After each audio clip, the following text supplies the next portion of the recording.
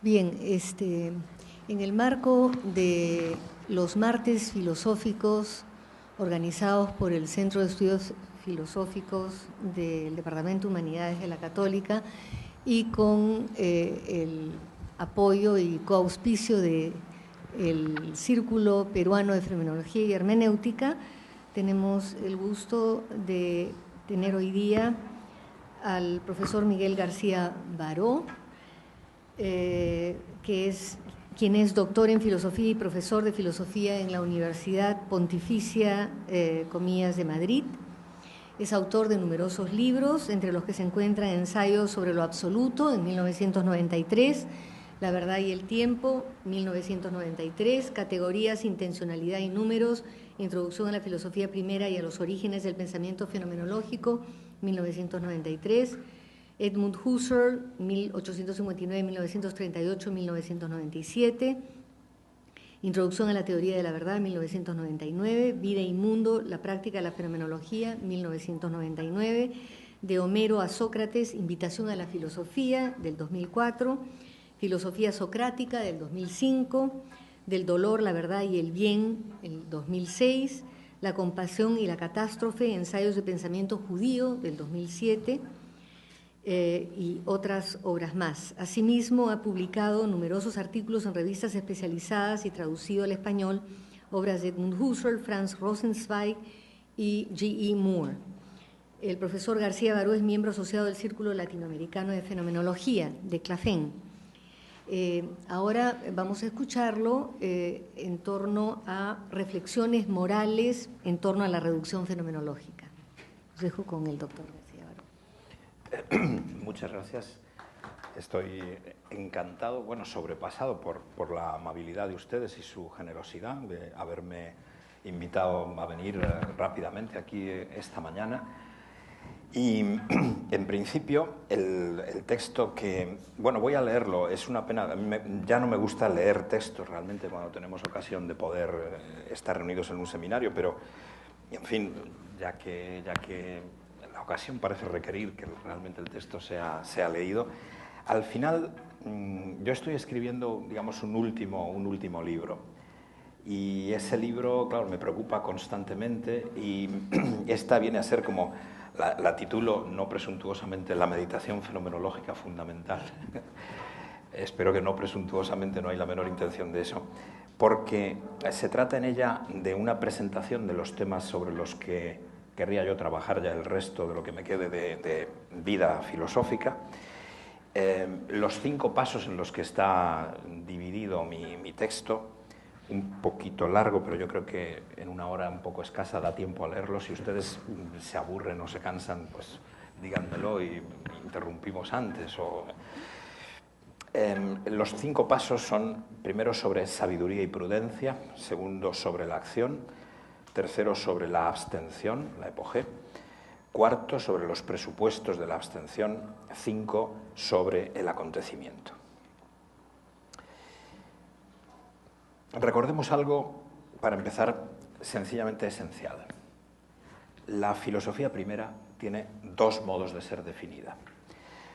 Uno, el objetivo, consiste en decir que ella se ocupa con el fondo mismo de las verdades radicales sobre todo lo que existe, sobre todo lo que debería existir por exigencia moral y sobre cuanto es el conocimiento mismo, la verdad misma. Es decir, la división helenística que Kant todavía aprobaba entusiásticamente al principio de la fundamentación de la metafísica de las costumbres. Lo que hay, lo que debe haber, y el conocimiento sobre lo que hay, sobre lo que debe haber y sobre el conocimiento. Pero otro segundo concepto es el subjetivo. La filosofía primera es, de acuerdo con él, la actividad de quien concibe un cierto ideal de la existencia humana, lo estima sobremanera y dedica su vida a perseguirlo.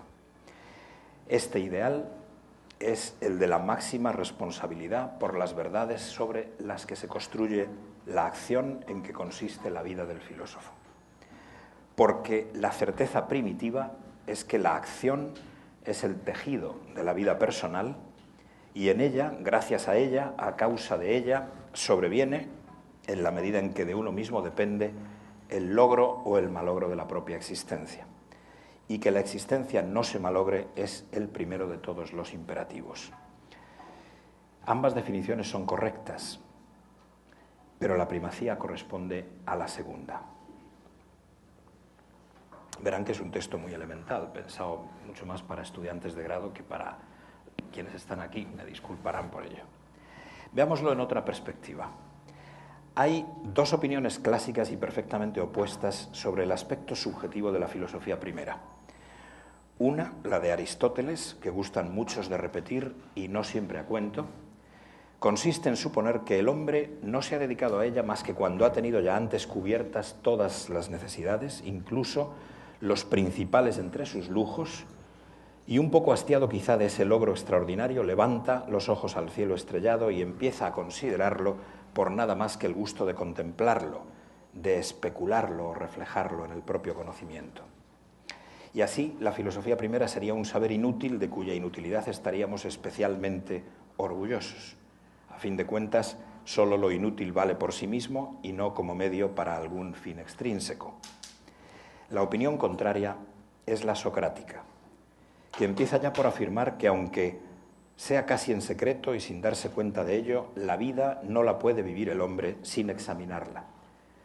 De modo que filosofar radicalmente es lo más necesario de lo necesario.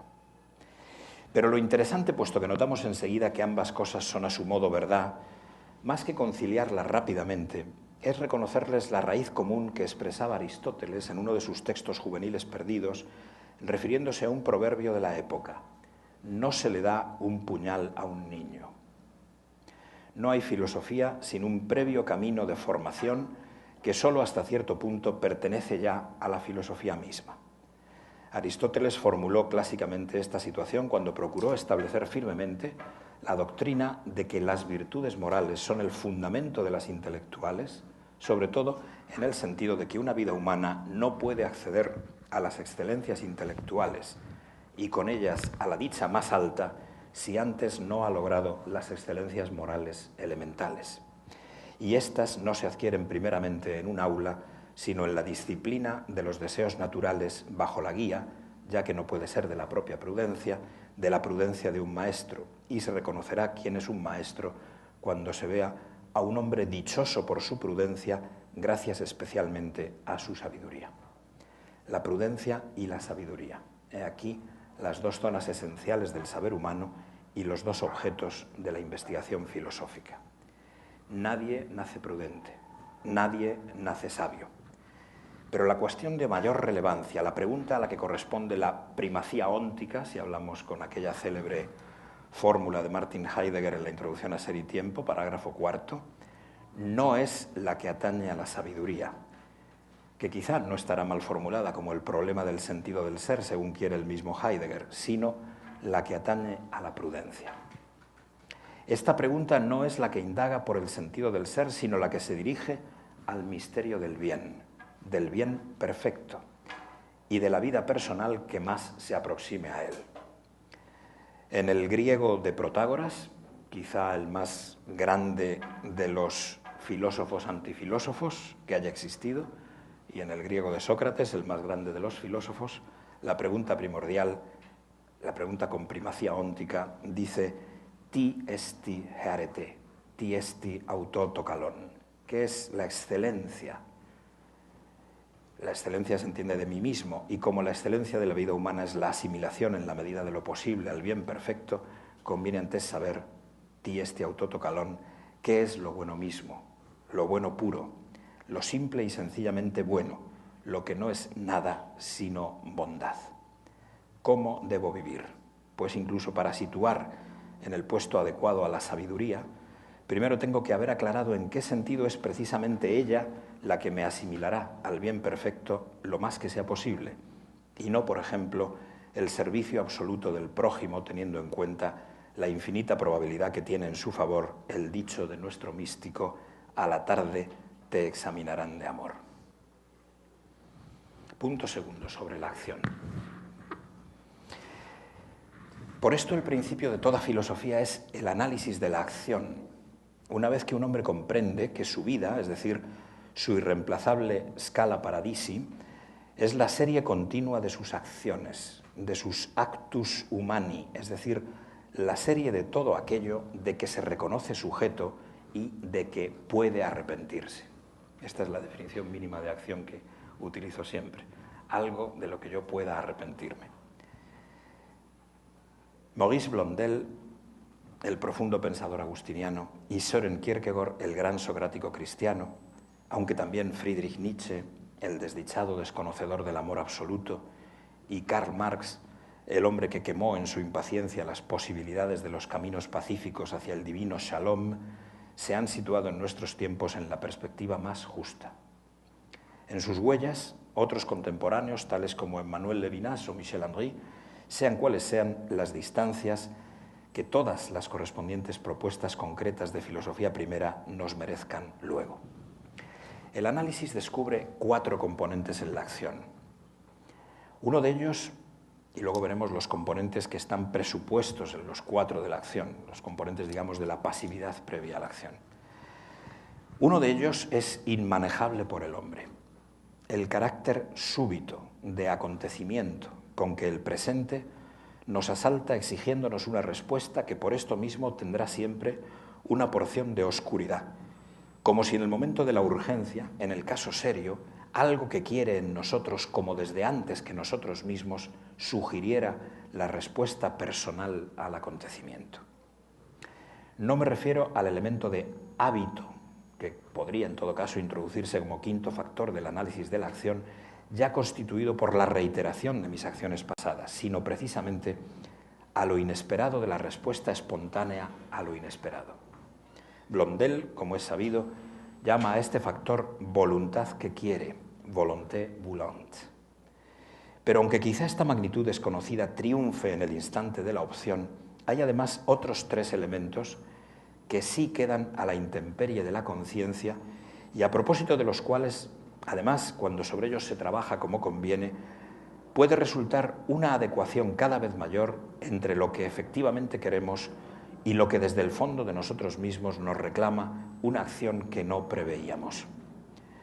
Aquello que tiene cada presente no de acontecimiento súbito y excesivo, sino de experiencia que, aunque nueva, es sobre todo un nuevo caso de algo general, es lo que solicita en nosotros la opción deliberada por la que realmente podremos soportar responsabilidad plena, por la que realmente podremos arrepentirnos, o por la que realmente podremos adquirir una virtud o algún perfeccionamiento de cierta virtud incoada. Estos 3 elementos son, lo digo de la manera más socrática posible, además hay aquí un comentador del Gorgias, de modo que un discurso, logos, su apropiación por nuestra parte, este factor no tiene nombre en los diálogos platónicos, y el prestigio, es decir, doxa, gloria, gracias al cual nos hemos apropiado de este discurso y no de otro cualquiera, por ejemplo, del que directamente lo niega. Logos, doxa, apropiación. El ambiente está lleno de discursos, o sea, de tesis que admiten siempre la alternativa de la verdad o la falsedad. Alguno de tales discursos puede habérsenos ocurrido a nosotros mismos, pero por regla general proceden todos de los padres, los maestros, los medios de comunicación, la cultura popular, las canciones, la opinión común de los grupos de amigos coetáneos. La estrategia no solo elegante o educada, sino caritativa y respetuosa del misterio de cada vida, que es la propia de la filosofía, discute rápidamente sobre el tema esencial: ¿por qué creemos lo que creemos?, valiéndose del rodeo que es examinar la verdad de los discursos en que basamos la acción. Porque el supuesto de todo ello es que, básicamente, si dejamos a un lado las oscuridades divinas o quizá demoníacas de la volonté voulante, hacemos lo que hacemos porque creemos lo que creemos, y ello tanto respecto del mundo inanimado como del mundo intersubjetivo y de nosotros mismos. Hago lo que hago con las cosas, las personas y mi vida porque sé lo que sé, o sea, porque creo saber lo que creo saber. Punto tercero. El quinto es que es el doble que cualquiera de los demás, por eso vamos ahora tan deprisa y después la cosa se alargará mucho más. Sobre la abstención. La filosofía, apellidarla de socrática es puro pleonasmo, trata de sacar primeramente a la luz el discurso que realmente nos hemos apropiado de entre todos los que pueblan el ambiente sobrecargado de discursos y, sobre todo, de entre los que en principio creemos sin verdadero fundamento que son los que nos hemos apropiado.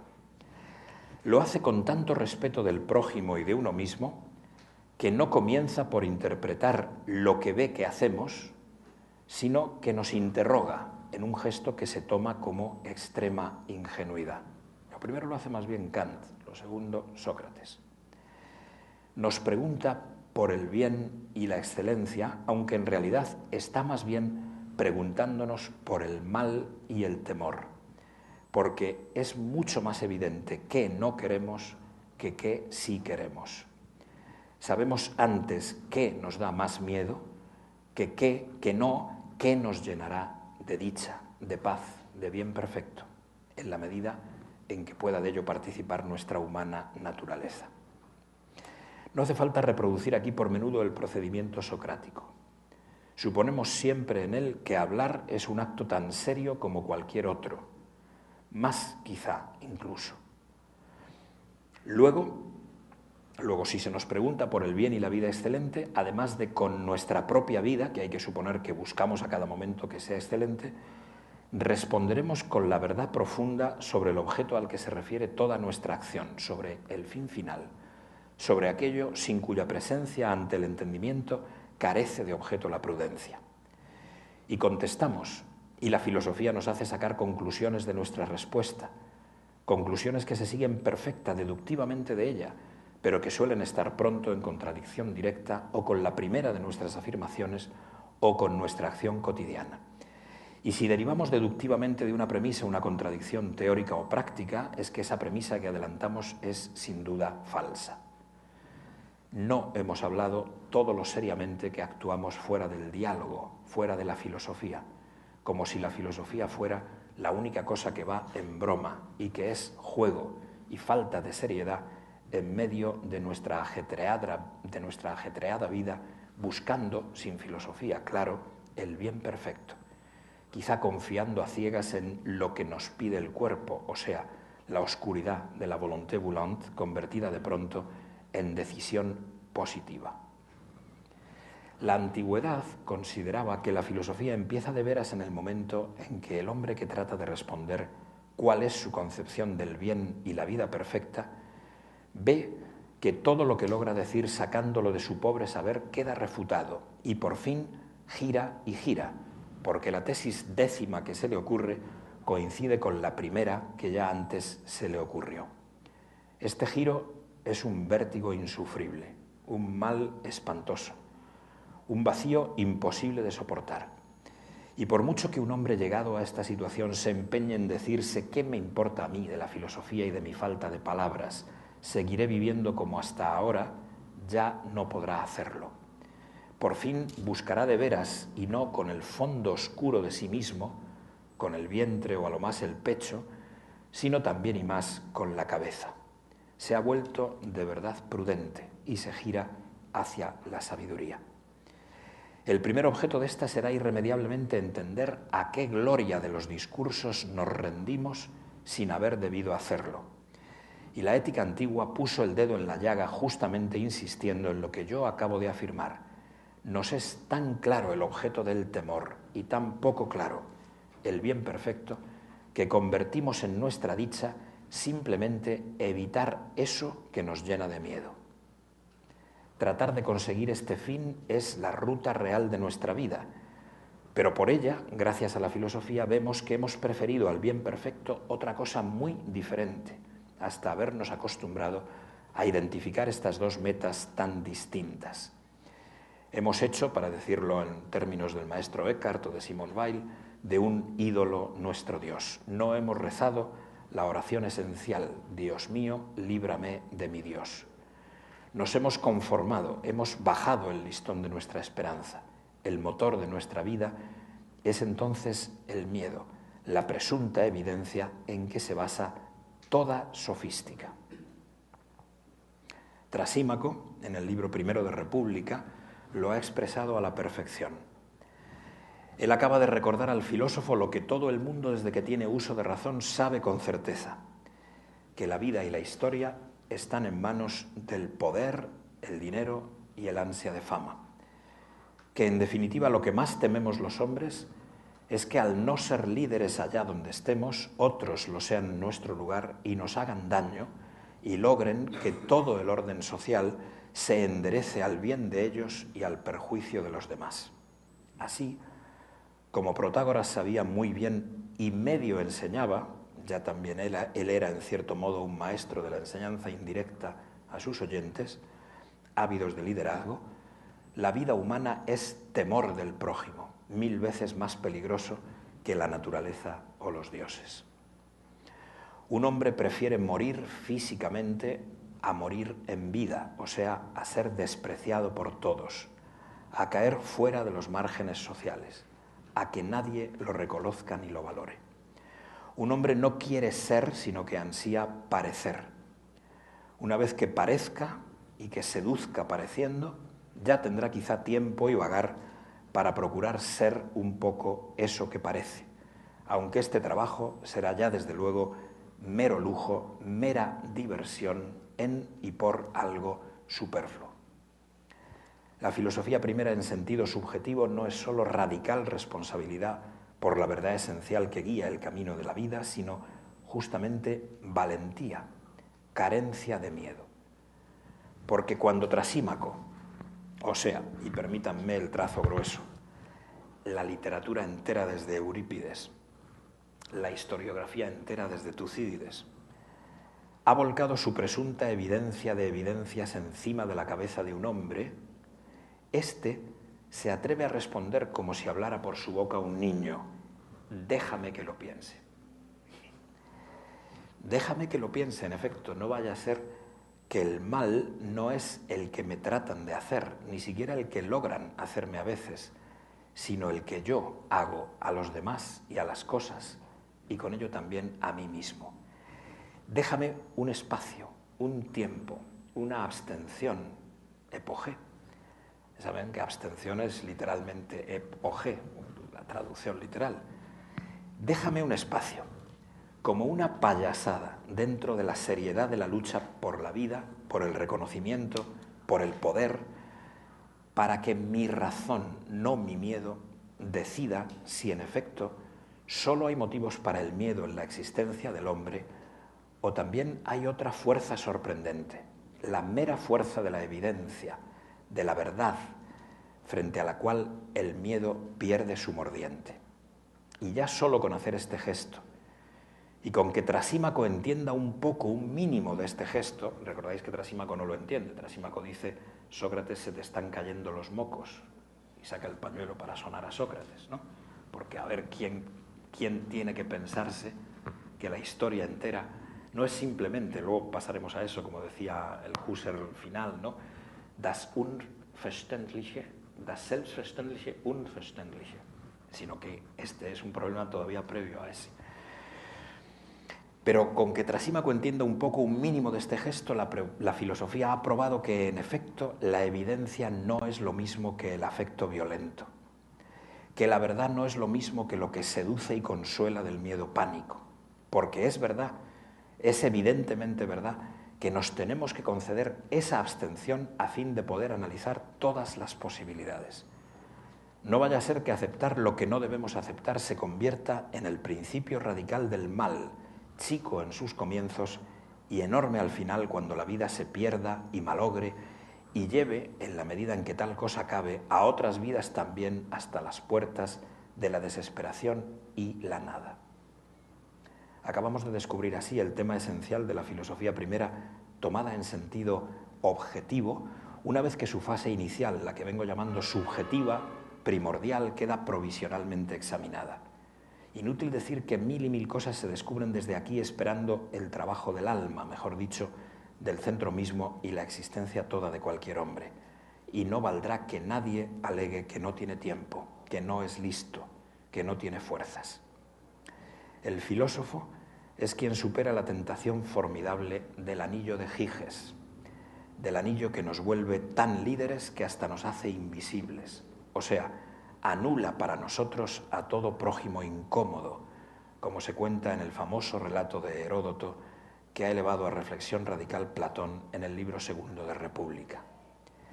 Ni que decir tiene que en realidad el filósofo, el hombre, permanecerá toda su vida intentando la apropiación radical de esta tarea, para él casi infinita, porque no habrá día ni ocasión que no traiga sustentaciones nuevas.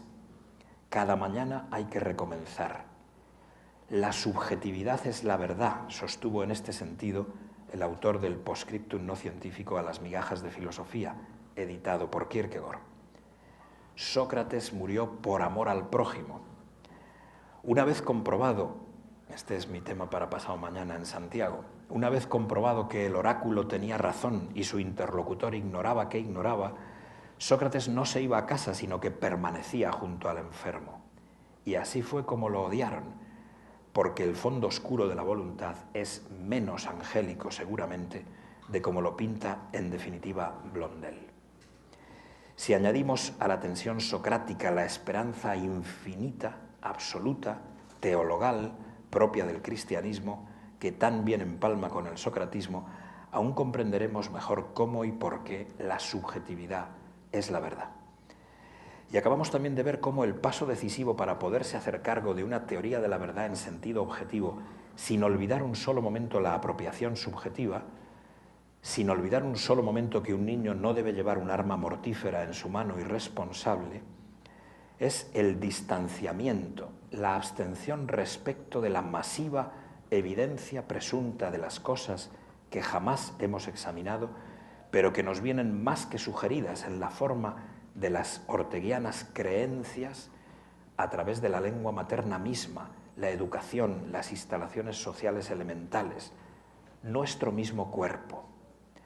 Todo lo cual se refuerza luego con los prestigios de las ciencias, de la realidad social, de la humana, de la biológica en general, y sobre todo con los de las ciencias exactas, la física y la química. Modas, ofertas religiosas, usos y costumbres, tráfago universitario, necesidad de abrirse camino profesional y ganarse la vida, y siempre literatura, historia, periodismo, abstención, epogé. Que esta inmensa fuerza de la historia y de la naturaleza, que estos macrorrelatos de colosal violencia cuasi racional, que me hacen creer que solo soy una parte de la historia de la materia y la cultura, y luego me hacen creer una infinidad de cosas más hasta el punto de que me acostumbro a pensar que la soledad intelectual es un vicio y el socratismo un pecado, pase a ser de fuerza imperante e impelente, de motivo y arraigo de todas mis cosas, fenómeno. Un sistema de presuntos sentidos en coherencia, presuntamente indiscutible en cuanto macrosistema. Por la misma virtud de la evidencia perfecta de mi existencia personal en medio de infinitos problemas y de bastantes misterios, encuentro en mí el punto de apoyo que Arquímedes pedía para levantar un poco, solo un poco, todo menos mi mirada vuelta prudente y girada hacia la sabiduría. Todo menos aquellos factores sin los que esta abstención carece de sentido y que quizá sean realmente muchos, por cierto. Pero por el momento diré, realizo una abstención casi universal. Puedo y debo realizarla si de veras sigo la palabra que me asegura que la verdad es la libertad, que la verdad enemiga absoluta del miedo está en lo realmente santo del ser. Por esto Levinas decía que el hombre mismo es la epogé. Recordábamos el otro día esto en Johannesburgo, porque incluso aunque yo vaya a traicionar a continuación todo, tengo necesariamente un instante para pensar si traiciono o no. Y eso no lo puedo evitar. Cuarto, sobre los presupuestos de la abstención. He aquí, pues, naturalmente esto de que la fuerza masiva de las evidencias circulantes se vuelva fenómeno, es la terminología de Husserl. Pero ya ven, yo creo que no conviene tanto solo marcar el carácter de lo incomprensible que es lo que se da de suyo por comprensible, como marcar el carácter ético del problema. El imperativo filosófico se sitúa en el estadio ético de la existencia, y ahí no nacimos, ahí hay que llegar. Pero bueno, ahora viene la parte más fuerte del asunto, que da la segunda mitad del texto. Espero terminar a tiempo y que no se enfaden ustedes. Sobre los presupuestos de la abstención. He aquí, pues, cómo es una verdad fundamental que el análisis filosófico de la acción necesita el método de la fenomenología entendido en cierto modo abierto. Porque lo que sencillamente quiero decir por ahora con esta palabra es que la acción debe ser estudiada en la pureza de su dato y en una manera que esencialmente es a priori respecto de cualquier ciencia empírica.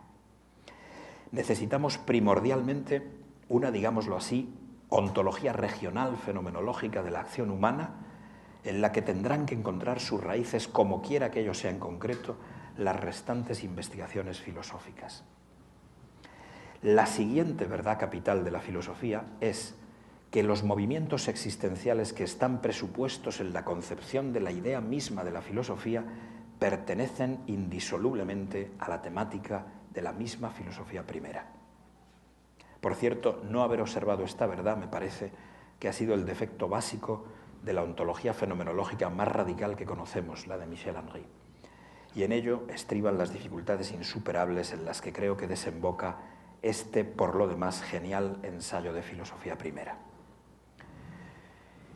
En este ámbito, el de los movimientos existenciales previos a la conciencia plena de la epogé, en este ámbito se sitúa el hecho de que la pasión infinita tanto de la inteligencia como del deseo está puesta en el problema de la dicha eterna, su posibilidad y su acceso. En términos levinasianos, el deseo metafísico no es el referido a ser, en el fondo ni siquiera tiene sentido tal deseo, sino el referido precisamente a la evasión de la cárcel de la totalidad constituida por el ser y la nada. El deseo del bien, que no es el de trascender de los entes al ser, sino el de, como él decía, trasascender o evadirse precisamente de lo que hay para arribar a la paz indecible, a lo desconocido absoluto, a aquello cuya prueba sería lo único que merecería en plenitud llamarse la experiencia. Prueba de probar, no de demostrar. La justificación detenida de estos puntos es evidente que exige el edificio entero de la filosofía primera. Intentaré a continuación evitar al mismo tiempo hablar sin fundamentar lo que diga y también perderme en los rodeos infinitos de los matices que este terreno, el decisivo en las cosas de la inteligencia y el amor, requiere imperiosamente. Los presentes acción ofrecen una tipología amplísima, como evidencian las investigaciones de Edmund Husserl a propósito de las que llamaba vivencias actuales y vivencias potenciales, que por así decir se encuentran en los márgenes más próximos de la actualidad, de la cogitatio propiamente dicha, dispuestas a que el eje de la vida y la acción pase por ellas en el presente próximo. Pero de toda esta variedad inmensa importa ahora destacar solo algunos elementos con los que elaborar un poco más que hasta aquí un esquema de fenomenología de los antecedentes inmediatos de la acción. Antes hablé de los elementos de la acción, ahora de los antecedentes inmediatos de la acción. Veamos. El fondo normal del presente vivo lo constituye la experiencia en el sentido central que tiene la palabra Erfahrung en los textos de Husserl. Esta experiencia es como el bajo continuo de la melodía de la vida y sobre todo se refiere a nuestra vivencia del cuerpo, del lugar y de la afectividad. Es una actividad llenada casi hasta los bordes por la pasividad, o sea, por la síntesis espontánea entre haces de vivencias intencionalmente referidas a Gegenständlichkeiten, a objetos distintos. El carácter esencial de esta experiencia es justamente que en su mayor parte es una síntesis de recubrimiento y corroboración de lo ya conocido, que estaba en la expectativa y en la protención y llega ahora con suavidad, por así decir, al presente. Solo en una pequeña porción de lo que nos da es la experiencia también un sumar novedad que completa nuestro conocimiento, o una novedad en la forma de una resta de sentido, de una corrección de lo esperado, una síntesis deceptiva. Mi cuerpo, las cosas en torno, incluso las personas con las que se está algo familiarizado, confirman ahora todo el sentido que ya les conocía y me siento cómodo, tranquilo, quizá un poco aburrido por esta constante corroboración de lo mismo. Simultáneamente, incluso la mera corroboración es un añadido de conocimiento, como en una especie básica de inmenso proceso inductivo, según la acertada terminología de Husserl. Y si hay que corregir la expectativa, porque eso mismo de ahí no se comporta del todo, como decía la inducción hasta aquí, que iba a comportarse, esta decepción es naturalmente aún, de un modo más claro, un añadir verdad a la verdad. Eso es experiencia. Un segundo modo muy general de vivir el presente sobre el continuo de la experiencia es la ensoñación, la fantasía, la representación más o menos vaga de una pluralidad de futuros posibles. Apenas puede haber momento de la existencia en que no estemos atentos o por lo menos medio atentos a la manera en que los sucesos presentes repercuten en nuestros proyectos. Perderse en la ensoñación no es frecuente y supone un camino que nos lleva al sueño, es decir, a la desconexión con el lado de riesgo serio que tiene la experiencia.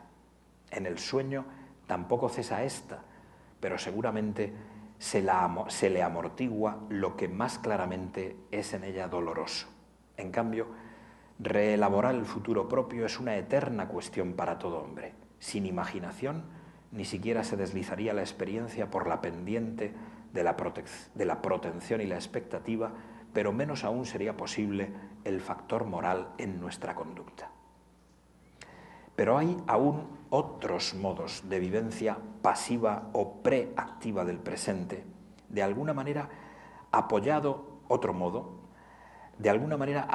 ya siempre en la experiencia y la imaginación, pero abruptamente distinguible de estas pasividades, casi pasividades y casi actividades. Este tercer modo es el que llamo, con bastantes actuales escritores de filosofía, el acontecimiento. Y paso en el último punto a hablar largamente de él. Me quedan 6 páginas. El acontecimiento, tomo el término en un sentido que está en diversos contactos con los usados en textos de Emmanuel Levinas, Jean-Luc Marion y Claude Romanov, por ejemplo, aunque mi concepción general se acerca quizá más a la de Jean-Luc Chrétien, es semejante a la experiencia, pero mucho más pasivo todavía, aunque suscitador de actividad en una medida incomparablemente mayor que la mera experiencia cotidiana. Se trata en él de la llegada cierta de lo inesperado, incluso de lo inesperable, que en el caso del acontecimiento fundacional o creacional, luego lo veremos, se convierte además en inolvidable. En los casos de acontecimientos posteriores, una posibilidad terrorífica es, sin embargo, el olvido culpable, el retroceso libre a posiciones anteriores a la llegada de cierto o ciertos acontecimientos. El acontecimiento más propiamente tal, el primero, posee los rasgos esenciales más marcados que el resto, de modo que lo tomo por modelo. El acontecimiento, no ya la experiencia, no ya la ensoñación, el acontecimiento es súbito precisamente porque nada o casi nada lo prepara en quien lo recibe. Es una herida repentina cuyo dolor, como en las grandes heridas del cuerpo, no se hace sentir todo él inmediatamente en caliente, sino que exige desarrollarse como en frío, largamente, a modo de una presencia inmensa que tiene que desplegar ante unos ojos asombrados todos sus lados extraños poco a poco, sin que nuestra sorpresa pueda disminuir entre tanto. Se lo ha comparado en el momento de su aparición con el rayo porque deslumbra y desorienta, pero más bien es toda la largura de la tempestad la analogía que le es adecuada, puesto que el giro completo que él da al sentido de la trama de la vida no se deja ni siquiera sospechar en el primer instante. El acontecimiento cambia el mundo y traslada al sujeto no solo a su mundo nuevo, sino al mismo tiempo a una vida nueva, porque siempre es alguna estructura básica de la vida antigua la que queda trastrocada. Hay ahora, después del acontecimiento, cosas en el mundo con las que antes era imposible contar y con las que apenas si se soñaba en la mejor o la peor de las fantasías. Pero es que además nosotros no vivimos en el mundo que ha cambiado como si en nosotros todo permaneciera igual. Hay dispositivos centrales de nuestra acción que se han enriquecido y otros que se han truncado o han quedado definitivamente desmantelados. De hecho, el primer acontecimiento nos introduce a la vez hiperpasivamente por nuestra parte en el tiempo corto e irreversible y en la acción, además de en la contingencia del mundo y de la vida en él. El acontecimiento nos desharía si no fuera porque hay en nosotros una capacidad extraordinaria cuya presencia debe explicarse en una teoría completa de la acción y que siempre interviene favoreciendo las posiciones generales de Agustín de Hipona y de sus discípulos franciscanos hasta Blondel y, a su modo, Simone Weil y Levinas. Franz Rosenzweig ha sido uno de los primeros pensadores en ponerla de relieve. Me refiero a la paciencia, o sea, a la capacidad de resistir el impacto del acontecimiento, convencerse de que es imposible absorber lo más de su sentido ahora mismo y empezar a esperar, a sostener la mirada a la esfinge. Es como si la primera lección del acontecimiento fuera justamente que ya que lo inesperable acontece de pronto, vale la pena quedar a la espera de más acontecimientos sin otra luz que la paciencia misma, preparándolos por el simple procedimiento de mantenerse afectiva e intelectualmente junto a la tempestad del acontecimiento, intentando leerlo bien todo él, procurando no negar ninguno de sus aspectos. Como el acontecimiento desorienta radicalmente, la reacción inicial es un gesto de huida que enseguida comprende su inutilidad. Pero todavía entonces caben dos vías de acción, o bien mantenerse junto a la sobra o la merma de sentido que traiga el acontecimiento, o bien tratar de olvidarlo distrayéndose de él. En los dos casos, la existencia queda escindida. Como no es posible estarse solo y a solas con el acontecimiento, sino que la vida trivial sigue, la experiencia, la fantasía, habrá para el hombre paciente una doble situación constante en su vida. Una como superficie de la vida y otra dimensión profunda que no avanza menos que la superficial, pero que cambia según un ritmo que le es propio. Para el hombre impaciente, distraído, acobardado por el hecho de que haya acontecimiento o acontecimientos, esta escisión será mucho más secreta, estará reprimida, procurará él que se vuelva subconsciente, pero no podrá lograr que desaparezca del todo, y será la clave para que en el futuro emerja súbitamente esa especie de casi acontecimiento que es la angustia en la descripción que proporciona de ella Heidegger. Todo acontecimiento da mucho que pensar y mucho también que sentir. El desconcierto que trae consigo es el acicate, porque la inteligencia se pone en marcha ante el dolor, o sea, ante la desaparición del sentido general del mundo y la inflexión que ello imprime al modo general de la vida subjetiva. La sugerencia a pensar es tan fuerte en esta situación que casi podría decirse que se empieza a hacerlo sin decisión, por mera necesidad. Pero el dolor, comportado por la desorientación real, no es cuestión de la inteligencia, sino primordialmente del afecto.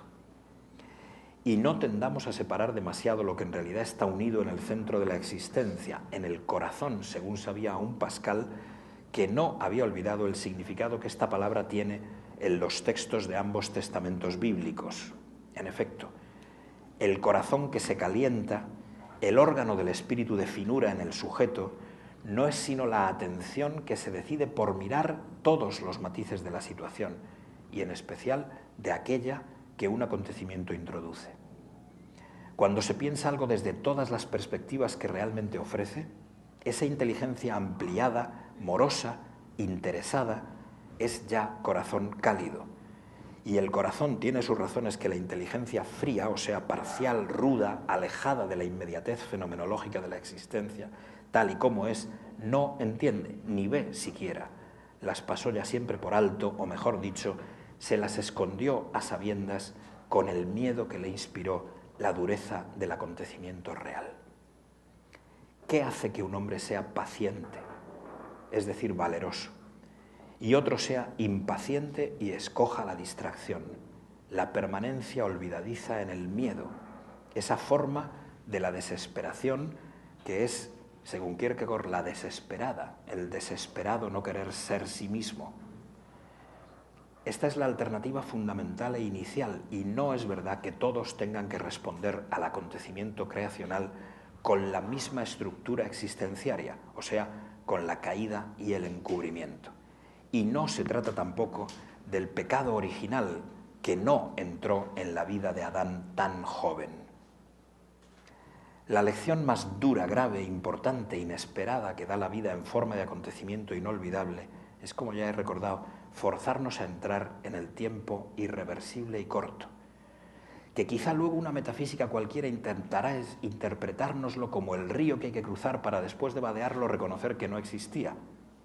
Pero he empezado ya advirtiendo que las condiciones de posibilidad de la entrada en la filosofía no se pueden eliminar absolutamente desde dentro de ella misma, y esta verdad capital vale precisamente de modo muy destacado para el acontecimiento de aprender de una vez para siempre que la vida en su forma actual es corta e irreversible. Aquí hay una discrepancia con Husserl importante que seguramente, bueno, a todos vosotros os saltará inmediatamente a la vista, pero este vivir acompañados por la muerte desde la infancia, desde el final de la infancia, porque empezamos de veras a hablar en serio como individuos solo una vez que sabemos de cierto que nos morimos, revela todo su poder de acontecimiento cuando quien lo sufre descubre que no es menos trágico tener que morir de lo que sería tener que vivir para siempre. Es preferible morir aunque sea imposible desearlo, sobre todo desearlo para el conjunto entero de las cosas, que sería entonces solo un simple instante en la noche infinita de la nada. Se quiere morir a esta vida para escapar de la alternativa insufrible que es morir para siempre o vivir para siempre. Esta alternativa insoportable, fuente de congoja primordial, es la experiencia de la totalidad en el sentido rosenzweiliano del término, y quizá la auténtica experiencia del hay que describió Levinas un tanto oscuramente en sus textos primerizos. O la vida o la muerte, y ambas insufribles, casi insoportables. Una dicotomía y un tercer término plantado ante ella, yo mismo, que concibo la idea esencial de que habría sido preferible, al parecer, no haber nacido, no haber sido nacido. El acontecimiento inicial, matriz de la existencia, parece decir a quien lo sufre que ninguna respuesta intelectual le es posible porque no hay sino ser y nada, vida y muerte, y ningún concepto más. Yo, el yo prendido en el primer sabor del acontecimiento, no sé qué es existir, no sé qué es la dicha, puesto que solo sé que sería algo diferente de la vida definitiva y algo diferente de la muerte definitiva, pero eso es justamente lo que hay.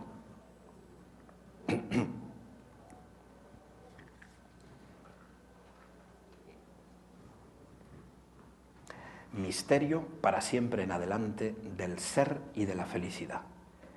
Deseo de evasión, deseo de lo imposible e inconcebible, pero sobre todo reflejado en la paciencia, en la espera de más sentido, de más acontecimientos. Y esta es la primera acción que la fuerza de la evidencia exige: aguantar a pie firme. Porque es verdad lo que la antigua fórmula sapiencial griega decía, que nada caracteriza tanto al hombre como su poder extraordinario de aguantar con paciencia.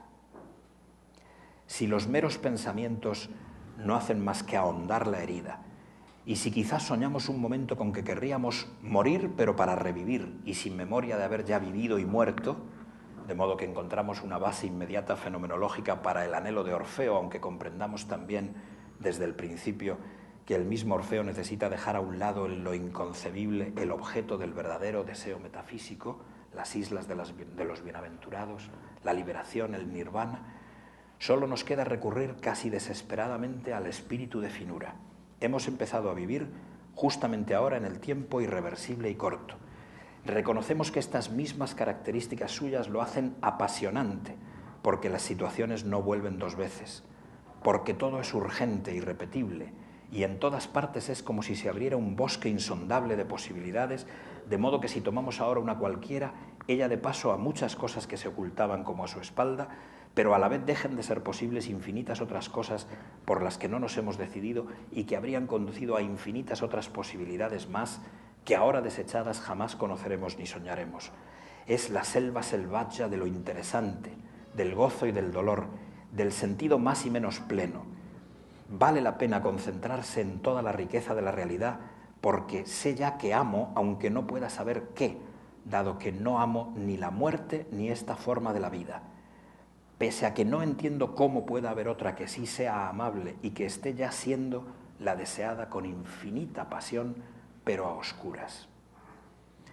El espíritu de finura empieza en nosotros decidiendo no someter la riqueza de la vida a los meros conceptos generales, dicotómicos, brutos y causantes de infinita congoja.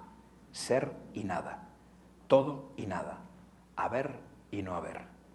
Porque empieza por ser la verdad básica, que además de la totalidad del hay, estoy yo, al que no le gusta esta alternativa, que antes no sabía nada de la vida y ahora ha tenido que conocerla con la brutalidad del acontecimiento inolvidable. Es como si yo no fuera ni vida ni muerte, sino dolor y amor, gozo y angustia. Un modo de ser que ansía una imposibilidad y que no quiere dejar de ansiarla. De hecho, el más trágico sentimiento de la vida, sobre el que ni siquiera se atreve a escribir más que una sugerencia Miguel de Unamuno en su libro sobre estas cuestiones, es el de no estar cierto de si albergo una resistencia infinita a la alternativa que me acongoja, no saber seguro si no soy un cómplice hipócrita de la totalidad, no estar en la certeza de que rechazo este todo, rechazo el ser y la nada, la muerte-vida y, en definitiva, la falta de sentido, la más auténtica nada, que está a muchos metros más honda que la nada de la simple muerte mía. Si al menos pudiera saber con seguridad que yo no soy este cómplice, que yo soy la excepción, la hipóstasis, como escribía Levinas, pero ni siquiera este rincón de firmeza se me ofrece. El único, en realidad, es precisamente que deseo con toda el alma poseer deseo metafísico, ser deseo metafísico, anhelo el anhelo de salvación. Mi deseo más pleno es no rendirme a la evidencia del ser nada, la muerte-vida, el sentido sin sentido. Estar de este modo solo frente a todo, ateo de repugnantes dioses, individuado no por la muerte, sino por el amor de lo imposible. El espíritu geométrico más peligroso es el que hizo decir al poeta que la primera decisión es saber si quiero seguir en vida o prefiero el suicidio. El espíritu fino primordial es el que atiende y decide atender en la fuerza de sus posibilidades y ya para siempre, si es que las decisiones presentes se pueden convertir en hábitos siempre de alguna manera activos, a todo. No a la totalidad, sino precisamente a la diferencia que hay entre ella y yo. Esta diferencia es el acontecimiento mismo, que si me sobrecogió con su aparente horror, ahora más bien me acoge como el muy bien que Dios pronuncia sobre la cumbre de su creación en el sexto día de ella, al ver al hombre capaz de conciencia de esta situación básica. Rosenzweig lo decía así con justicia. La geometría en metafísica lleva el sello del miedo, de la resignación, de la derrota, del abandono del puesto en que se nos ha situado para luchar toda la vida por el sentido y el bien contra justamente la distracción y el aturdimiento del mero mundo, o sea, de la finitud ni siquiera de veras reconocida como finitud. En nada es tan peligrosa la geometría como en metafísica. La finura, el arma del corazón, no es, repito, sino la valentía y el amor con que el hombre afectado por la lección esencialmente primera de la realidad decide atender a todo, permanecer con todo el corazón, o sea, con la inteligencia atenta a todo, que es ya de suyo la afectividad, junto al acontecimiento. Como también escribió Rosenzweig, no hundirse en la apariencia de la alternativa, sino prolongarse en la paciencia, consciente de que hay tres vértices de esta estrella, el ser, la nada y yo mismo. Tres al menos, porque el acontecimiento mismo de que sea verdad que los hay, parece exigir un cuarto factor, un factor oculto, aquel que envía el acontecimiento, o sea, realmente Dios o el diablo, si la situación inicial ya no va seguida de ningún desarrollo de su sentido, de ningún acontecimiento, y la paciencia se revela un desesperado querer ser sí mismo. Querer atender, querer finura, atreverse a todo, atreverse incluso a sufrir de la incertidumbre de si de veras se resiste al mal primordial del miedo, del desapasionamiento, de la desesperación. Tal es la opción fundamental que se exige del hombre, provocada no por la experiencia ni la ensoñación, pero tampoco por la especulación introducida únicamente por el asombro o la curiosidad, sino inducida por el acontecimiento matriz de la existencia, que la escinde, la anima, la crea en sentido auténtico. El acontecimiento que, para abreviar, voy terminando, llamo tanto creación como muerte, obliga del modo más duro, del que serán analogías las obligaciones del mismo tipo que impongan los acontecimientos no primeros, aunque por ello mismo aún más significativos e importantes para el logro o el malogro de la existencia que el primero y matriz. Obliga a reaccionar, exige libertad, o más bien exige decisión porque manifiesta nuestra libertad. Nuestra libertad obligada es actuar incesantemente, tener que actuar incesantemente en el tiempo corto e irreversible. La acción está ya siempre en la huella de la decisión fundamental, atender o no atender, ser valiente o morir, es decir, casi morir de miedo. La decisión u opción fundamental tiende a volverse habitual, pero en realidad ha de ser reiterada a cada momento, en combate con la ensoñación cansada y con el casi sueño de la experiencia continua, de la síntesis corporal y familiar. El primer rasgo, pues, de la decisión capital, de la adopción de la más general de nuestras máximas, es su saltar a lo desconocido, o sea, su esperanza. La decisión se mueve ante lo oscuro, pero no ante la totalidad, sino precisamente en la grieta que el acontecimiento permite y él mismo rompe entre yo y todo lo que hay en principio, en bruto, geométricamente.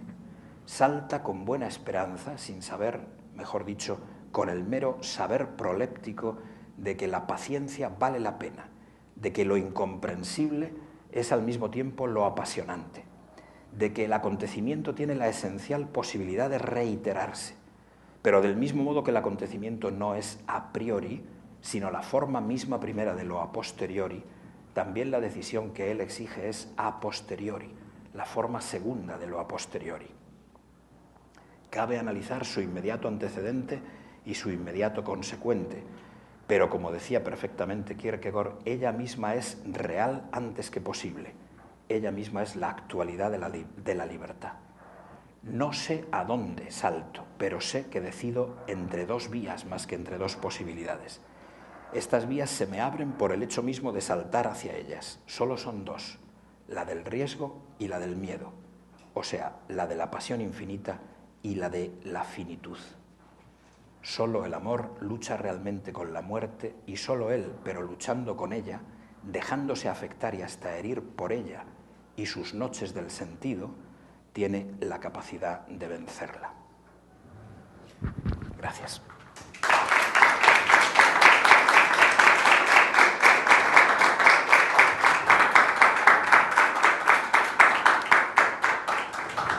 Bueno, tenemos un momento por si acaso alguien quiera plantear una pregunta o hacer un comentario.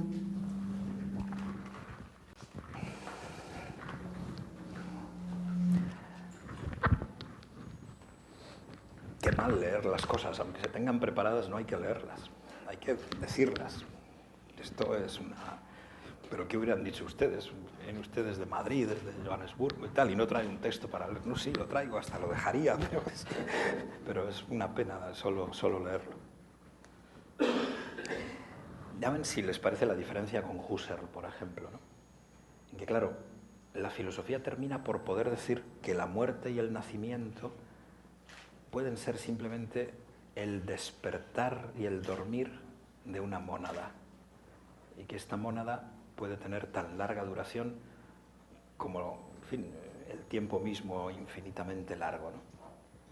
Creo que ese es el problema, igual que con Michel Henry, para quien, claro, mi carne, es decir, el secreto de mi autoafección, es en realidad la carne de Cristo. Sí, pero nos hemos olvidado de cuáles son las condiciones de la entrada en la filosofía. Y esas condiciones no es solo que hagan visible, como decía Merleau-Ponty, aquello célebre de que, bueno, la epogée, lo interesante es que muestra que no es posible hacerla hasta el final. Es más complejo ese asunto. Perdón, había allí una cuestión.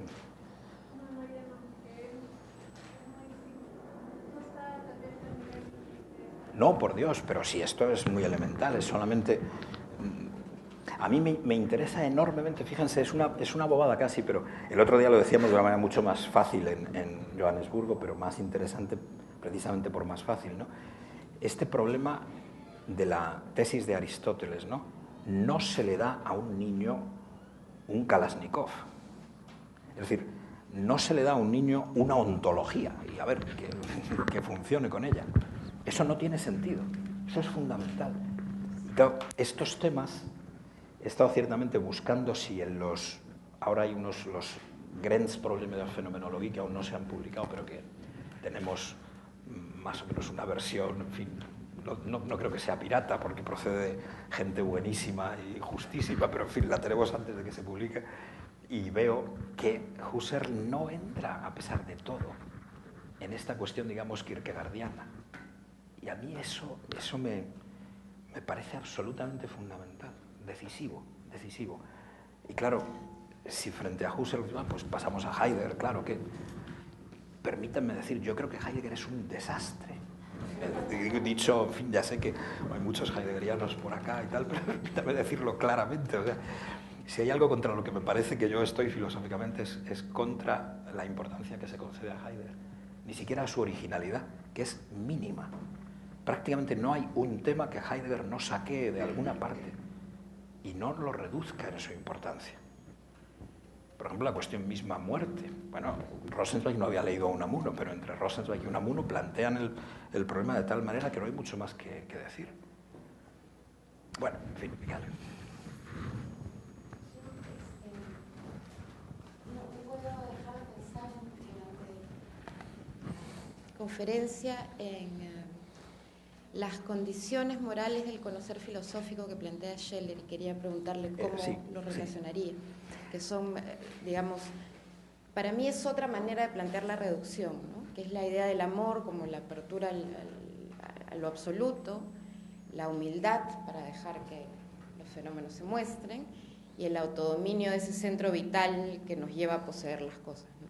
Entonces, ¿cuál sería eso me interesa mucho porque, bueno, ya ven que evidentemente esto es solo como el esqueleto de un libro muy complicado de hacer, pero bueno, como enseguida me llegará la jubilación, si Dios me permite el tiempo para escribir sobre estas cosas a fondo, pues será lo último que haga.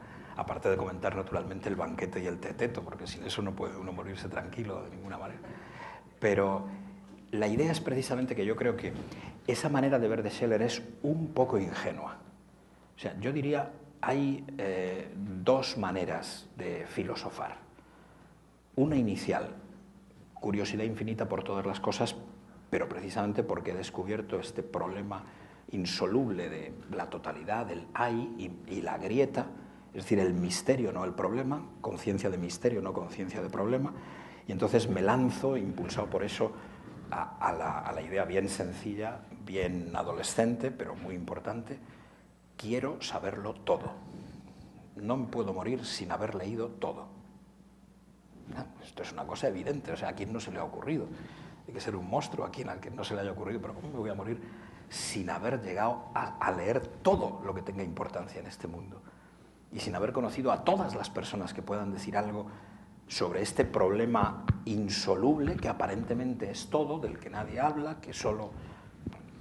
Pero esa forma de la filosofía, Yo le doy cada vez más valor a que es solo, digamos, el estadio estético de la existencia. El descubrimiento de que la filosofía es responsabilidad absoluta por las verdades sobre las que se vive no es lo mismo que el descubrimiento de que la filosofía sea la exploración de todas las cosas hasta su final. No es lo mismo. Y esto segundo requiere que se haya saltado, digamos, al estadio ético de la existencia. Y ahí es donde me parece que los filósofos antiguos son más cuidadosos que los filósofos modernos. Porque ni lo primero, el estadio estético, ni lo segundo, el estadio ético, ya sé que en Kierkegaard no es que sean dos fases que se sigan la una a la otra, pero no se nace con ellas. Tienen que ocurrir acontecimientos para que se entre en ellas. Y los antiguos lo sabían. Y en cambio, sorprendentemente, muchos modernos parece que no. Quizá dan por entendido en algún caso, como puede parecer, no sé, en Malebranche o en... que sobre estas cuestiones están muy alerta, pero inmediatamente lo refieren al pecado original. O en el propio Kierkegaard hay una excesiva referencia al pecado original. Y no es así, no es así. Yo atribuyo, en este texto no lo he dicho, pero otras veces, y puede que incluso aquí, aquella vez que hablamos de estos asuntos, o en este último libro mío de hace unos días, que ha aparecido primero en catalán, pero que es traducido por otros, no que yo escriba en catalán, pero bueno, lo habían encargado así, la filosofía como sábado, bueno, ya se ha visto un poco por qué. Levinas recuerda que la reducción, la epogé, está motivada por la vergüenza, no por la curiosidad, y yo creo que eso es extraordinariamente verdad. Es decir, solo si he tenido el acontecimiento de la irrupción de la alteridad, me refiero al acontecimiento creacional, no al revelacional, la alteridad. Solo entonces puedo filosofar socráticamente o husserlianamente. La pena es, ¿por qué Husserl no se dio tanto cuenta de eso? Porque yo suelo pensar que él vivía en una universidad que le parecía el paraíso, de una manera muy ingenua. O sea, creía que la sociedad universitaria, incluso después de la Primera Guerra Mundial, pero desde luego antes, sin duda, que era una sociedad maravillosa, como la Academia Platónica, en que solo estamos para la verdad, por la verdad. Mira que a él le hicieron perrerías, decimos en España, supongo que se entiende igual en todas partes, ¿no? Y sin embargo, es como si la universidad ya fuera una sociedad contrastante en medio de la sociedad, lo que había querido Platón realmente, que no había querido hacer la revolución del tirano de Siracusa, había querido fundar la academia. Eso la gente, Popper lo olvida. Bueno, pero cuando pensamos en eso, lo de Scheller, por ejemplo, es corto, porque la experiencia básica de un ser humano es, sin esperarlo, de repente entrar en el tiempo irreversible y corto. Eso es a lo que llamo acontecimiento creacional. Nos ha ocurrido a todos. Y ocurre en todas las culturas. Y ocurre en la infancia. Y entonces empieza el hombre a poder hablar. A lo mejor le pasa a una persona a los 35 años, quizá, en una sociedad tipo Disneyland, bueno, no sé. Pero lo normal es que pase muy pronto. Lo normal es que pase, los que hemos tenido hijos, lo sabemos, y bueno, y lo podemos recordar de nuestra propia experiencia, ¿no? O sea que claro, se ha muerto la abuelita y que me dices que sí, que está en el cielo, a ver, para siempre, siempre, siempre, siempre. Ese niño se ha enterado. Eso es el tema de fondo. Esa lección brutal no es el pecado original, es otra cosa. Cuando eso empieza, entonces el hombre empieza a interesarse en serio, si aguanta, si tiene paciencia, si quiere mirar eso, si quiere educar su afectividad, casi más que sus conceptos. Un niño a los 4 años, ¿qué conceptos vas a tener? No, niño, esto es la totalidad, pero esto es la grieta, en fin, el pobre niño. Pero algo quizás se pueda, no sé, entender algo de eso. Supongo que mucho más se hace con la música, con la literatura en el buen sentido, no la literatura que nos dice, miren, dejen de filosofar, que eso no sirve para nada, y lean a Paul Auster. O, por favor, dejen de filosofar, que no sirve para nada, pues Tucídides. Verdadera adquisición para siempre, esto, lo mío, no lo de ese Sócrates, que es un bobo ingenuo. Verdadera adquisición para siempre, que el hombre es lo que el hombre es en la guerra. O sea, un lobo salvaje, un lobo mucho peor que un lobo. Esto es lo que es para siempre. Esa es la evidencia de la que vive la filosofía antifilosófica, la sofística, que es infinitamente más importante de lo que solemos pensar. Entonces yo creo que la vuelta a esos temas, antes del problema del pecado original, tal, en la filosofía griega, donde ciertamente solo en Sócrates se dice, yo si me distingo de los demás es que yo la muerte, pues, bueno, no la temo tanto. Eso es todo el saber socrático. Yo es que de lo que sé es de taerotica, las cosas del eros. Y la segunda diferencia es que la muerte, ¿y qué muerte? Pues en el Gorgias se dice, ¿qué quieres? ¿Que te crucifiquen por idiota, por no ser un líder en ninguna parte? Y el otro contesta, no, yo no quiero que me crucifiquen. Pero antes que matar yo a otro, preferiría que me crucificaran. Eso descubierto sin cristianismo, sin Biblia, sin... A mí me parece que eso es esencial y que esas son estructuras, digamos, del mundo de la vida que tienen que ser atendidas radicalmente para poder captar bien lo que significa epogé también, ¿no? Porque claro, lo importante es que el hombre llegue a un momento en que pueda decir, espera. Lo dice en cierto modo ya con la paciencia inicial, lo que pasa es que claro, las primeras búsquedas que son, yo simplemente quiero saberlo todo, caiga quien caiga, aunque tenga que aplastar 1000 cabezas, porque yo lo que quiero es saberlo todo, ¿no? Entonces, bueno, yo puedo ser Raskolnikov, ¿no? Hombre, esta señora tiene mucho dinero y yo mucho talento, ¿no? Bueno, pues un tirito en la nuca es lo que le conviene, porque ese dinero lo puedo emplear en irme a Harvard. Esto es ridículo, es idiota, pero pasa. Entonces, estas cosas de Scheler me parece que es el ingenuo olvido del acontecimiento creacional. El tiempo es corto, es irreversible. Y eso lo aprendí sin querer aprenderlo. Y cuando lo aprendí, empezó todo. Y antes hay juego, y hay casino tiempo. Y como sabéis muy bien, Unamuno decía por eso, mi cielo es volver a antes de saber que hay la muerte, a antes de que me pase el primer acontecimiento. Digo, no, el cielo vendrá después del segundo acontecimiento y del tercero y del cuarto. Como decíamos, lo importante en filosofía es lo a posteriori más que lo a priori. La filosofía segunda y la filosofía tercera, eso es lo verdaderamente importante. En ese sentido te digo, Scheler ahí yo lo veo un poco... Quería hacer una preguntita. Bueno, Víctor,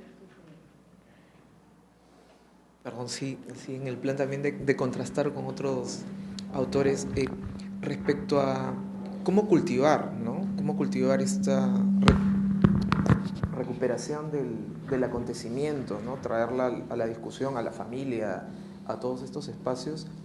¿En qué medida también la experiencia estética como un detenerse, dejarse conquistar por, puede ser una ocasión, una vía para cultivarlo, ¿no? Yo, desinteresadamente, estoy trabajando en qué medida puede haber coincidencias entre Husserl y Arendt, y esta cuestión de la natalidad, la mortalidad, a mí me parece que, si bien puede dar muchos puntos de contacto, a mí una cosa que me parece muy interesante es un texto de Arendt sobre qué es la política, donde habla de volver del asombro que queda enmudecido fuera de la caverna de Platón al cultivar el asombro por la pluralidad, ¿no? Yo, mientras le escuchaba a usted hablar, pensaba eso, ¿no?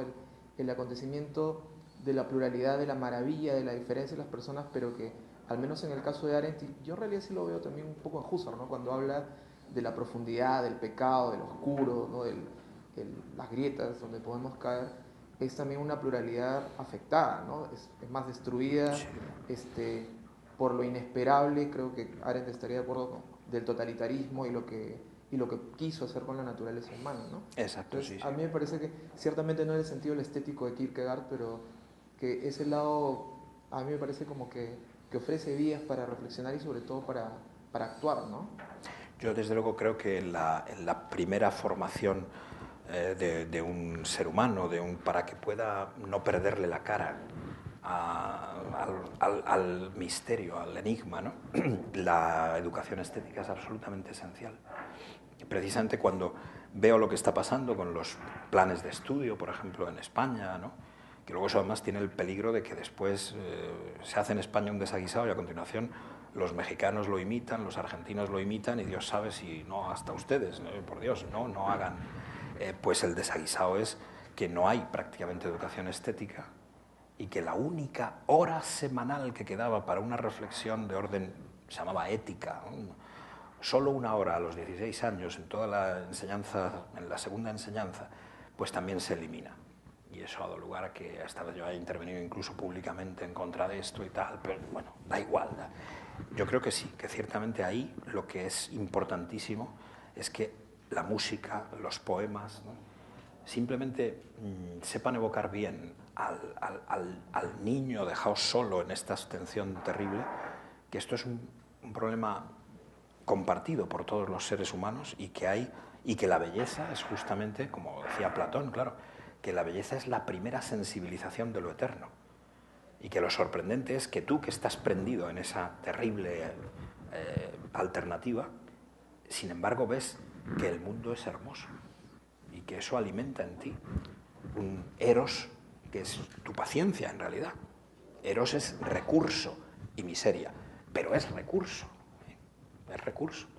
Esto es fundamental, el recurso de la paciencia que está abierto a nuevas y nuevas y nuevas posibilidades. O sea que yo creo profundamente en eso, así como luego me parece, igual que a Levinas se lo parecía, que hay un cierto peligro en el momento en que se pasa al nivel propiamente ético. Hay un cierto peligro si la estética interviene ahí demasiado, porque realmente lo bello no es lo bueno. Lo que sugiere el banquete es que lo bueno es lo bello de lo bello. No sé, hay varias preguntas, yo no he guardado el orden de ellas. Primero que todo quiero agradecer que acá, si bien la mayoría tienen una formación filosófica, estas charlas que las vienen organizando son abiertas al público en general. Y yo me he enterado por internet y por eso estoy acá. Y me gusta leer de distintos temas y también sé algo de música.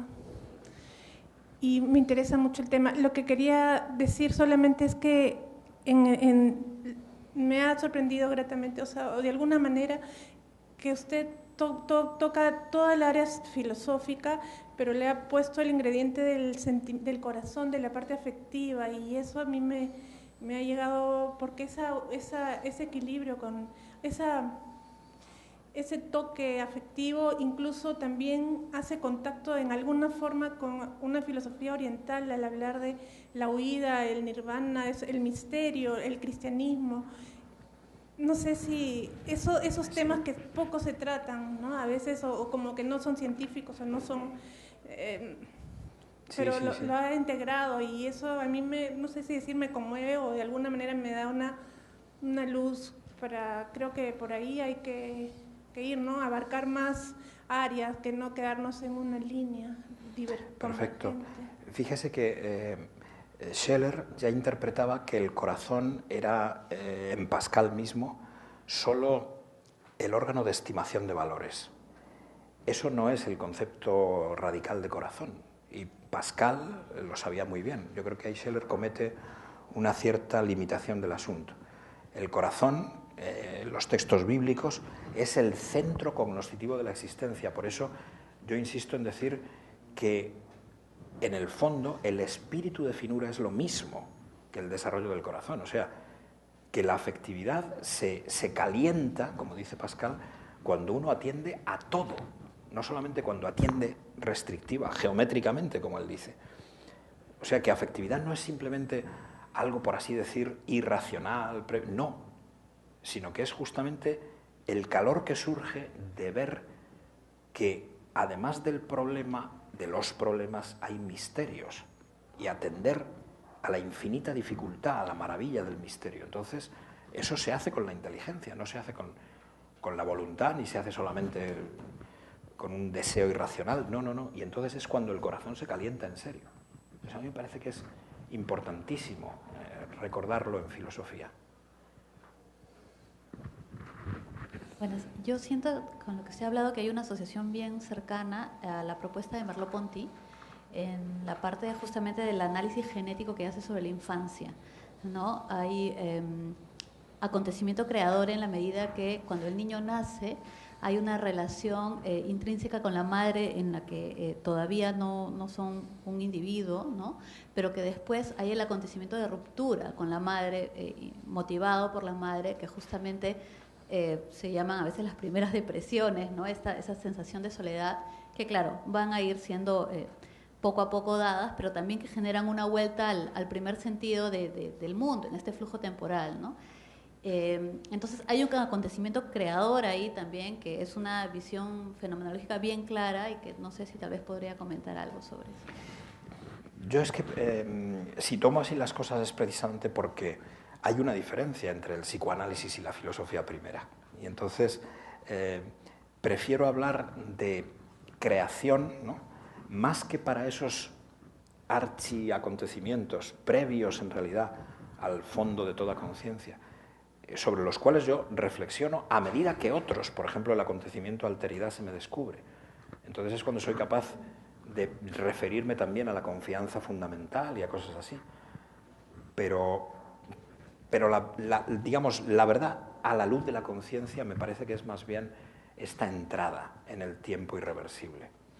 Mientras eso no ocurre, el niño, aunque esté desgajado de la madre y haya sufrido, digamos, el trauma inicial del nacimiento, el trauma inicial de la individuación, esos traumas están tan ocultos que el niño juega. Y como dice Kierkegaard maravillosamente, es juego, es inocencia, es ignorancia, pero es también ansia. Yo propongo continuamente, sin éxito como es lógico, que no se traduzca el Angst kierkegaardiano por angustia. Es ansia, en español, claro, la palabra es la misma en latín, sí, pero en español es muy claro que cuando hablamos de ansia no hablamos solo de lo que habla Kierkegaard, traduciendo aquí a Kierkegaard, lo que habla Heidegger traduciendo a Kierkegaard, es que realmente en los textos de Kierkegaard, ansia se refiere a todo lo que es posible en tanto que tal, y eso es solo un factor en el análisis de Kierkegaard. Entonces hay ansia hacia el bien y ansia hacia el mal, y ansia hacia la grieta y ansia. Entonces, Kierkegaard sí dice, hay ese factor ansia. Quiere decir, el niño está de alguna manera a la espera de que le pase algo que lo convertirá en persona mayor de algún modo, pero no tiene ni idea de qué es eso. Juega a ser persona mayor, pero no puede anticipar lo que va a ocurrir ahí. Es realmente un salto introducido por un acontecimiento que en este caso tan solicita mi libertad que me obliga, como digo, no como los siguientes acontecimientos. Descubro al otro como otro y a continuación lo niego. Bien, mi libertad es capaz de eso, aquí no. Y por eso me parece que, aunque esa ansia psicoanalíticamente pueda ser referida a esos subacontecimientos, es mejor empezar en la descripción fenomenológica propiamente dicha, por decir, uno en el fondo nace cuando el principio de su individuación es el principio de su muerte propia, de su tiempo propio irreversible. No que no haya que atender a esas cosas, pero creo que no es tan fácil recuperarlas. Yo no tengo conciencia de aquello y puedo después sí buscarlo terapéuticamente, pero yo creo que el análisis debe más bien comenzar por este punto. O sea, ni el nacimiento como tal, ni mucho menos el pecado original como tal, sino de pronto, en vez del corro de la vida, empieza el tiempo irreversible. Y eso no estaba preparado. Subconscientemente quizás sí, pero conscientemente no. Y es muy importante subrayar eso, porque de esa manera se puede analizar el concepto de acontecimiento. Como veis, claro, es evidentemente muy parecido a un fenómeno saturado y tal, pero yo la verdad es que creo que Marion introduce demasiadas palabras en sus consideraciones, por decirlo suavemente, ¿no? Entonces puede uno analizar fenomenológicamente un acontecimiento y decir, es seguro que lo hay. No está usted inventando, porque si no, y con esta analogía se puede pasar al acontecimiento revelacional, que es la alteridad como tal, que es dificilísimo, naturalmente, exponer cómo surge la alteridad, porque precisamente forma parte de otro de estos saltos imposibles de anticipar, o cómo surge incluso después el acontecimiento, digamos, redención, que está mediado por la desgracia, en el sentido de Simone Weil, o en el sentido, en fin, la Shoah, en fin, o sea, Shoah en el caso ya tremendo, pero la desgracia. Y entonces esas cosas de las que hoy no he hablado, pero que son las que componen el verdadero resto y lo más difícil de lo que se pueda escribir sobre esto, porque ya eso es, digamos, la teoría del amor desarrollada en todas sus formas. No solo agape, no solo, Dios sabe, muchas más cosas, ¿no? Yo lo tomaría por ahí, comprendo perfectamente ese asunto, pero me preocuparía, ¿verdad?, la perfecta parificación de psicoanálisis y fenomenología. Creo que entonces habríamos dado el paso a, de nuevo, una especie de ciencia empírica, aunque sea muy peculiar, reemplazando a la filosofía, digamos, primera. Pero es muy difícil ese punto, lo reconozco claramente y le agradezco.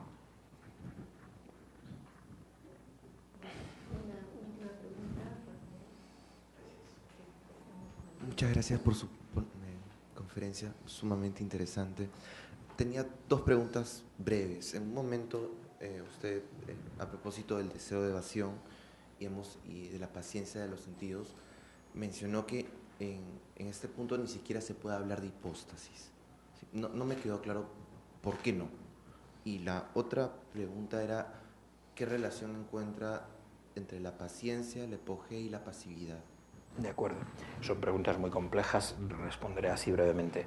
A la primera pregunta, aparte de lo que aquí he dicho, mucho más largamente me he explicado en el penúltimo ya libro mío, que se titula Sentir y pensar la vida, y donde hay sobre todo una larga confrontación, aparte de con Ortega y con Zubiri, con Unamuno. Y ahí es donde este tema está más desarrollado, porque en definitiva, hipóstasis es una conciencia exagerada de de estar frente a la totalidad, de haber sido un bucle que se cierra sobre sí mismo, y de la neutralidad del ser se ha pasado al ente que domina sobre su ser. Eso es optimista, y yo creo que el propio Levinas lo marca muy bien cuando habla de la importancia extraordinaria que tiene, por ejemplo, el fenómeno del insomnio, de la duermevela. Y ahora van a ver que hay más. Acabo de publicar la traducción del primer volumen de inéditos de Levinas. Este fin de semana ha salido y saldrá el segundo volumen, está prácticamente ya preparado. Ha habido ahora un tercero, y entonces pues iremos haciendo todo eso. Y ahí verán, está en Trota, recién publicado. Y claro, Levinas, ¿por qué atribuye tanta importancia al fenómeno de la duermevela o del insomnio? Pues porque justamente en él es como si la hipóstasis se diluyera otra vez, en la anonimidad del hay. Luego quizá no era tan hipóstasis. O sea, el miedo grave es saber si...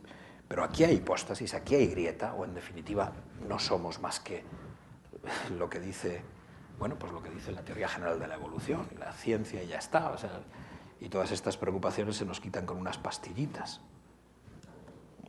Conciencia de misterio, tómese esta pastilla, por favor, y verá cómo...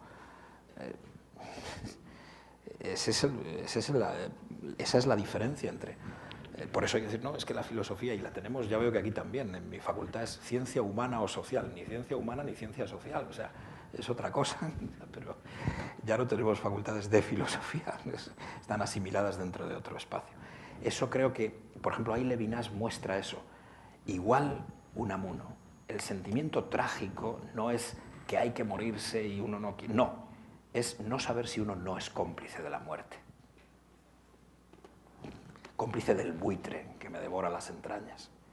Ah, me estás devorando las entrañas, yo al final te miraré ya cuando me vaya a morir. Y, has perdido, ya no me puedes seguir devorando. Sí, pero la verdadera tragedia es no saber si yo no soy cómplice de eso. Como no saber si yo no soy cómplice del mal, por mucho que hable así, claro. Porque ¿en qué se diferencia este discurso de un discurso sofístico? En la acción. No se puede diferenciar como discurso, aunque lo parezca.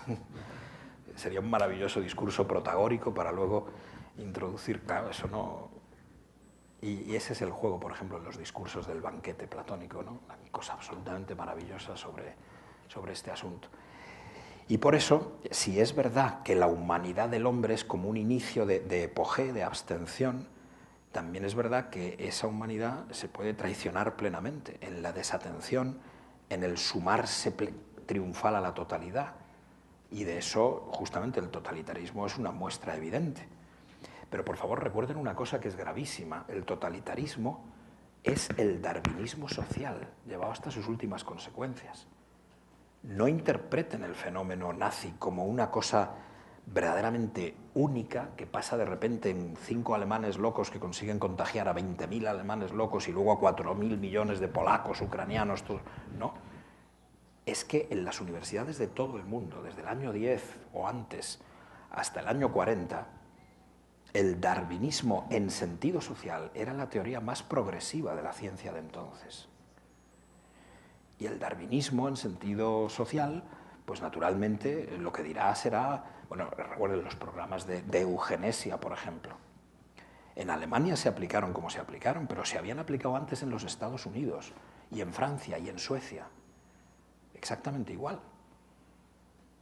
Es lo que había previsto el disparate que presenta Platón en la República, justamente para vacunar al mundo respecto de ello, no para crear el modelo de la sociedad cerrada, sino para decir, llegaréis a esto, cretenses y tal, como en las leyes, ¿no? Los viejos que solo educan en la guerra a sus sociedades, mientras el ateniense, bueno, yo educo en la guerra sí, pero en la paz también.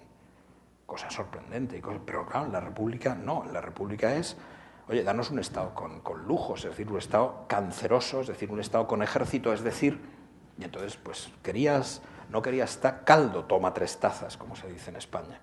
Eso es la República, una inmensa ironía sobre lo que pasará si nos ponemos en ese plan. No olviden eso, yo suelo recordar un ejemplo que es dramático, pero es un ejemplo tonto, yo espero no haberlo dicho aquí hace 3 años, entonces, pero bueno, este es el colmo, aunque leyendo, por ejemplo, no tenía a mi disposición, lo había leído en tiempos, el texto original de un egiptólogo alemán muy importante, de 1920 o así, quizá el mejor libro que existe sobre la religión egipcia antigua. Entonces teníamos en la biblioteca de comillas la traducción francesa de ese texto, hecha ya en los años 40, después de la Segunda Guerra Mundial. El egiptólogo alemán, que escribe en 1916 o así, pues está allí repasando, ¿no? Claro, Osiris, en fin, la osirianización, maravilloso, tal, y llega por fin hasta la primera catarata, y baja de la primera catarata. Y dice, bueno, ahora pasamos a estos negros. Como comprenderán ustedes, estos negros con un cocodrilo tenían bastante. Ni Osiris ni nada. Esto está determinado genéticamente, vean sus cromosomas. ¿Qué Osiris ni qué? Esa es la base real del nazismo, o sea, la eliminación de la filosofía como instancia y la conversión del miedo-pánico en la ciencia, que lo explica todo. Y si volvemos a eso, a esa interpretación disparatada de la ciencia, no podremos evitar las mismas consecuencias que ya se dieron. Se nos pasará este sarpullido de hay mucha Shoah en el ambiente y mucha Kristallnacht que solo hace 75 años, y hemos conocido, yo mismo el año pasado me encontré con cosas monstruosas, en un debate de estas cosas, pues yo me he dedicado mucho a ello, pues un judío al que le había salvado la vida el doctor Mengele. Ya, si hay cosas raras en este mundo, esa indudablemente lo es. El pobre judío, claro, tenía que vivir con la conciencia de que el doctor Mengele, que había matado a su madre, a él le había hecho gracia porque tenía los ojos azules y se llamaba Günther o algo así, ¿no? Y le había salvado la vida. Todo ese capricho, toda esa locura, miren, aquí no hay más que la ciencia. O como dice este salvaje, un español muy bruto, que eso sí lo habré recordado aquí, las facultades son o de cuentas o de cuentos. ¿Comprenden?